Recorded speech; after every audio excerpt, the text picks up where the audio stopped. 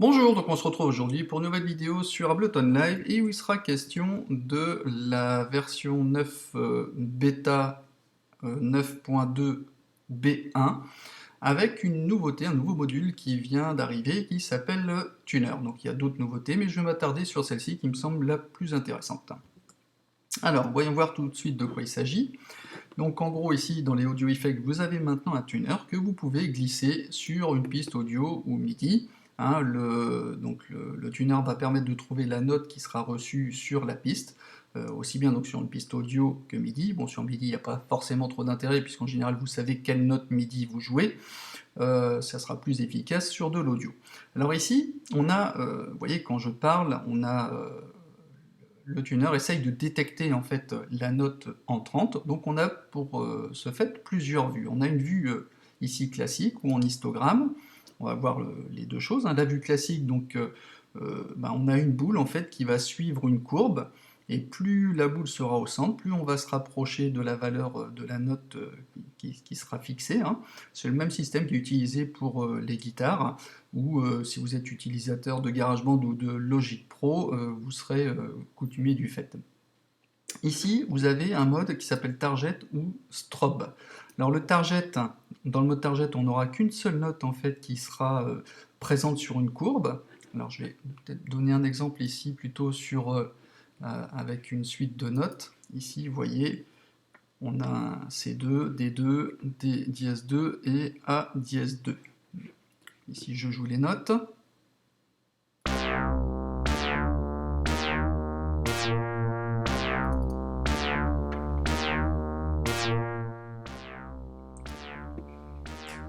Vous voyez, il va ajuster les notes. On va baisser un peu le son. Et si je me mets, donc ça c'est en mode target, donc avec une seule courbe. Ici, si je me mets en mode strobe, comme un stroboscope avec les lumières si vous voulez, il va à chaque fois couper la séquence de la courbe dès qu'il y a une note qui change. Hein, c'est la différence entre target et ici en strobe, comme un stroboscope si je puis dire. Alors, ici on va revenir sur... donc ça c'est le mode classique. Ici vous avez le mode histogramme. Alors le mode histogramme, lui, on va voir la hauteur des notes par séquence en fait, hein, par petits bouts, de gauche à droite. Ici, on va remettre. Vous voyez qu'on a des bouts de notes qui arrivent en fonction de la durée. Et on a un affichage des notes correspondantes ici. Donc chaque note correspond à une ligne. Donc les notes qui seront au-dessus de cette ligne grise correspondront au dièse, et celles qui seront en dessous de la ligne correspondront bien évidemment au bémol. Ici vous avez un mode, alors en fonction, là sur la vue en histogramme, automatique ou manuel. Alors automatique, il va ajuster le visuel de façon à ce que vous puissiez justement voir les notes jouées, le graphique. Si vous êtes en manuel, il va se fixer sur la note que vous avez choisie. En l'occurrence, les notes qui sont ici plus aiguës, vous ne les verrez pas. Il vous les indique par rapport à une petite flèche, mais vous ne les verrez pas. Alors vous allez dire, quel est l'intérêt de se mettre en manuel? Ben, tout simplement, si vous souhaitez travailler sur un groupe de notes ou une de ces trois notes-ci, et ben, ça sera justement plus facile de vous concentrer sur certaines notes. Si je reviens en mode automatique. Alors après, vous avez ici le CT qui correspond au Cents ou Hertz, ici. CT ou AZ pour Hertz. Donc là, ben, tout simplement, c'est que ici sur le Sense, c'est par rapport au pitch, hein, on aura une unité de mesure exprimée par rapport à des intervalles, ici. Là, je reviens ici, par exemple, sur l'audio, avec ici les intervalles. Si je fais une voix très aiguë, je vais être dans les positifs.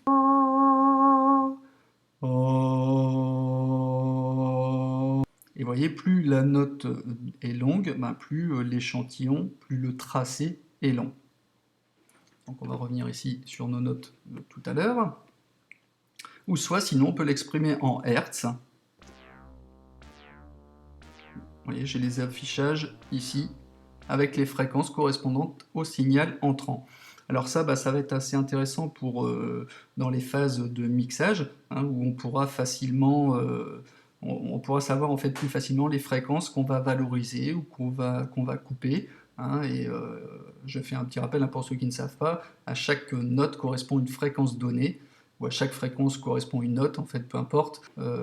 Donc j'ai trouvé que cet utilitaire est relativement intéressant. C'est pour moi une bonne nouveauté qui nous permettra vraiment de travailler avec beaucoup plus de précision sur les signaux entrants. Ici, j'en ai pas parlé, il y a la référence 440 Hz, hein, qui correspond à c'est la note en fait, hein, qui est donnée par en général les diapasons mécaniques, à savoir le La. Mais bon, on peut le changer, la référence, si vous le souhaitez, avec la souris.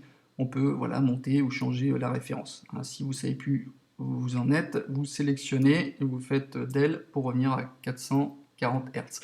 Une petite chose également, quand vous avez le signal qui fonctionne, vous avez ici la possibilité avec la souris de faire un zoom, soit de droite à gauche pour agrandir ou rétrécir, et ici avoir un visuel global, mais vous pouvez également monter ou descendre dans les notes. Donc j'ai trouvé en fait cet utilitaire vraiment très sympathique. Voilà, bon c'en est tout pour ce tuto, j'espère qu'il vous aura intéressé, n'hésitez pas à me laisser des messages, je vous dis à bientôt pour un nouveau tuto, allez ciao ciao.